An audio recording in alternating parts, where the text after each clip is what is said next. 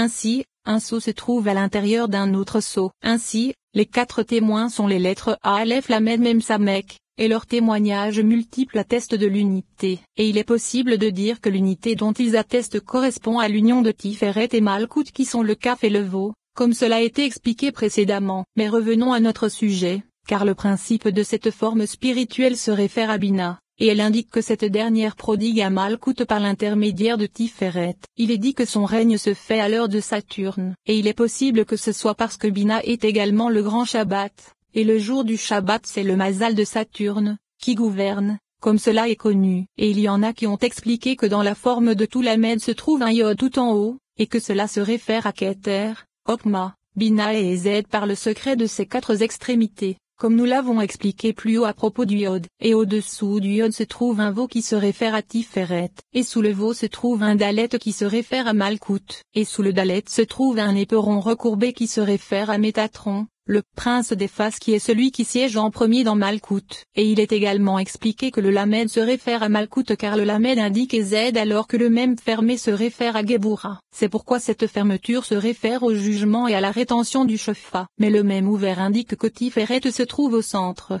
par le secret de la miséricorde qui pondère la bonté et le jugement. Et il y en a qui ont expliqué que le Lamed se réfère à Malkout car il est dit, qui enseigne à ma main le combat. Et il y en a qui ont expliqué à un autre propos que le Lamed a la forme d'une lumière mystérieuse qui se dresserait, comme une vision de l'esprit, car tout apparaît en elle, et c'est son Sandé. Et le Rashbi, qu'il repose en paix, a expliqué à propos du Cantique des Cantiques que cette lettre se réfère à Bina. Ainsi, tu trouveras que cette lettre est la plus haute des lettres afin d'indiquer que bien que le commencement de toutes les lettres provienne de Ezed et en deçà, comme nous l'avons expliqué dans le 3e chapitre, elle est plus élevée qu'elle par le secret de Bina qui se trouve au-dessus des 7 jours de l'édifice. Chapitre 16. À propos de la lettre même, l'auteur du Sefer Atemuna a expliqué qu'elle se réfère à Malkout, qu'elle soit ouverte ou fermée. Dans le premier cas c'est lorsqu'elle reçoit de Jorachamim et prodigue en bas, et c'est pourquoi elle est ouverte vers le bas. Ceci indique que le Shofar circule jusqu'à l'abîme et le maîtrise afin que ses eaux ne s'élèvent pas et transforment la terre, et afin que les sources ne cessent jamais de prodiguer les eaux de la façon appropriée. Et dans le cas où elle est fermée, cela indique qu'elle rassemble la force du jugement et la retient afin qu'elle ne descende pas. Et les 2 formes se présentent ensemble pour indiquer la puissance d'un double témoignage vis-à-vis de l'unité, comme nous l'avons expliqué dans le chapitre précédent. Et les 2 ensemble correspondent à la force de miséricorde, l'une retenant le jugement et l'autre prodiguant la miséricorde, et son règne se fait à l'heure de Jupiter. Et il y en a qui ont expliqué que l'avant du même ressemblant à un veau c'est-à-dire à Tiferet c'est Jacob, que sa partie supérieure c'est Abraham et donc Ezed, que sa partie inférieure c'est Isaac, et que son arrière c'est la Shekinah. Il se trouve que le même se réfère aux 4 ayot de la Merkaba de la façon suivante. Voir figure dans le Pardes Rimonim à la page 896.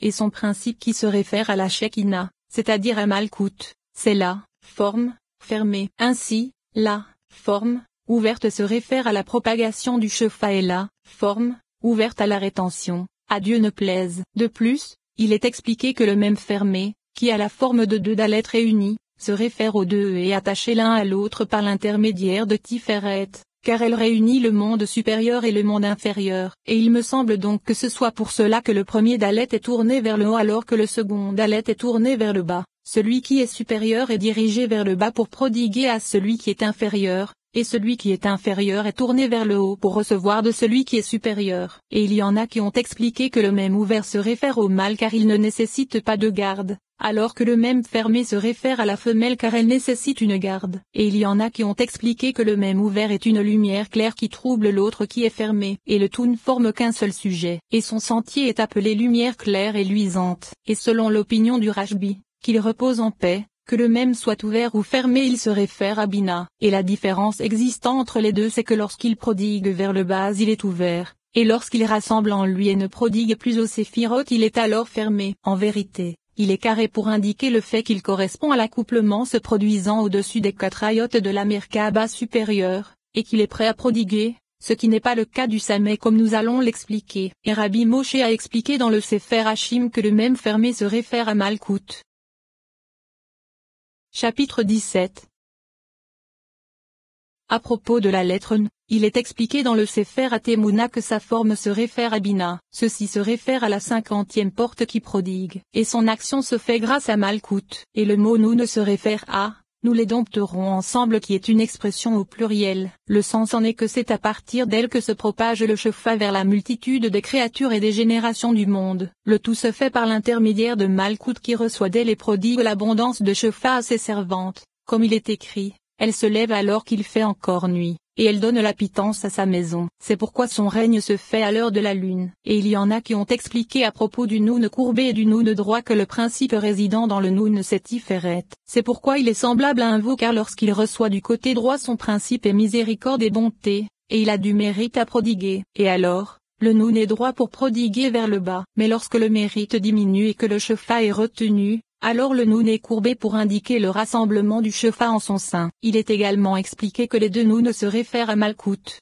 et que la différence entre les deux c'est que lorsqu'elle reçoit le Shefa et que sa réception est parfaite alors il est courbé pour indiquer qu'elle siège entre ses Merkabot pour donner la pitance à sa maison. Mais lorsqu'elle se dresse pour recevoir elle-même la couronne de Tiferet qui est son époux, alors il est droit pour indiquer la position dressée qu'elle prend pour la gloire de son époux. Et il y en a qui ont expliqué que Noun provient du mot Nunefi qui désigne des poissons, et ceci se réfère à Yésod car c'est le Léviathan, le serpent tortueux. Ainsi, le Noun courbé se réfère à Malkout et le Noun droit se réfère à Yésod car elle reçoit d'en haut et prodigue en bas. Et il y en a qui ont expliqué à un autre sujet que le Noun correspond à deux choses, à la lumière cachée et à la nature primordiale, et le tout ne forme qu'un seul sujet. Ainsi, Moïse fut appelé fidèle car il décréta sur la foi puisque c'est de sa force que provient la foi. C'est ce que dit le verset, Éternel, tu es mon Dieu. Je t'exalterai et te louerai, c'est-à-dire, Père duquel émane la foi et qui est fidèle envers ses créatures. Et c'est pourquoi il existe deux N, un droit dont le principe se réfère à Bina et un courbé dont le principe se réfère à Malkout. En vérité,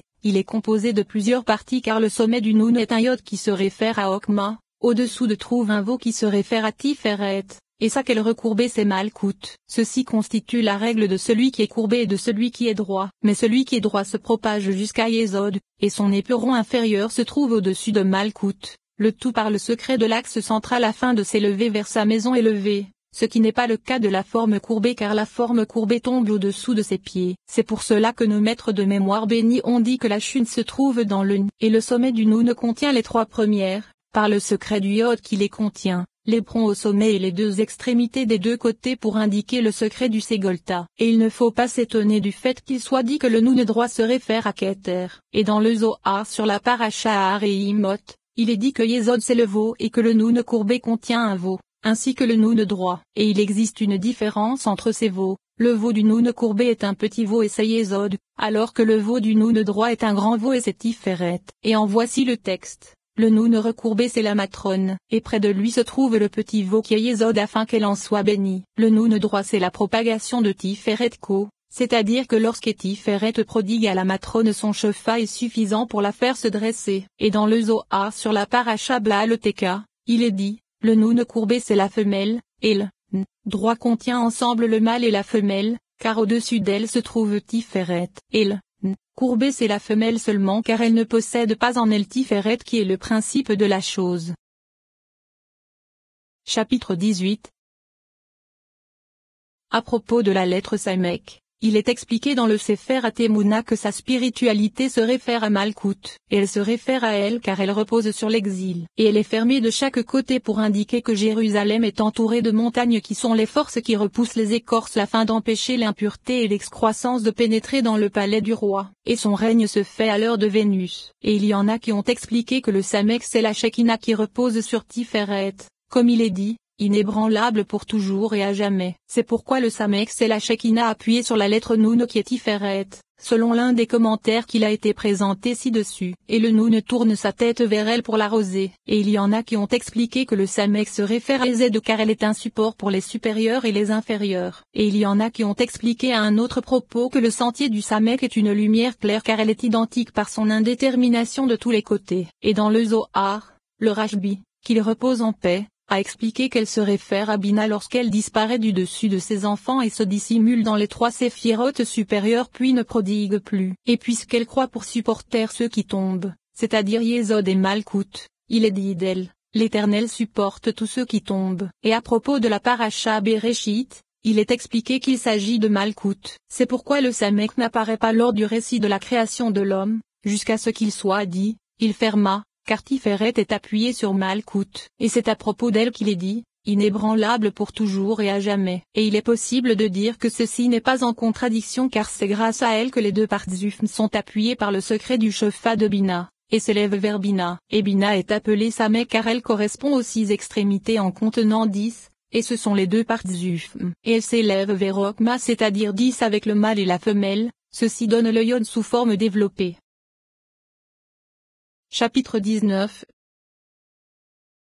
À propos de la lettre Ein, il est expliqué dans le Sefer Atemuna que le principe de cette lettre se réfère à Yesod car elle est appelée Ein. L'œil de l'Éternel est dirigé vers ceux qui le craignent, et c'est l'œil de Jacob, c'est-à-dire Tiferet au-dessus de Malkout, et sa forme se réfère aux Ein et au Vokar Yesod reçoit de Bina par l'intermédiaire de Netziach et Tiferet, et son règne se fait à l'heure de Mercure car elle se trouve au-dessus de la lune, tout comme Yesod se trouve au-dessus de Malkout. Et il y en a qui ont expliqué que le Haïn se réfère à Yesod et qu'il possède 2 branches, une droite et une gauche. Par celle de droite il se nourrit du côté de la sainteté et par celle de gauche il se nourrit du côté de l'impureté, par le secret des 2 sources se trouvant dans l'alliance, l'une pour la semer la pureté et l'autre pour permettre la souillure. Et ceci a déjà été longuement expliqué dans la section sur les canaux où nous avons étudié cela lettre par lettre. De plus, il a été expliqué que le Ein se réfère à Malkout et à Tiferet, Malkout étant la branche résidant dans une autre branche plus grosse, et ceci indique qu'elle repose dans le giron de son bien-aimé. Et il y en a qui ont expliqué que le Haïn se réfère à Malkout c'est-à-dire que tous les yeux,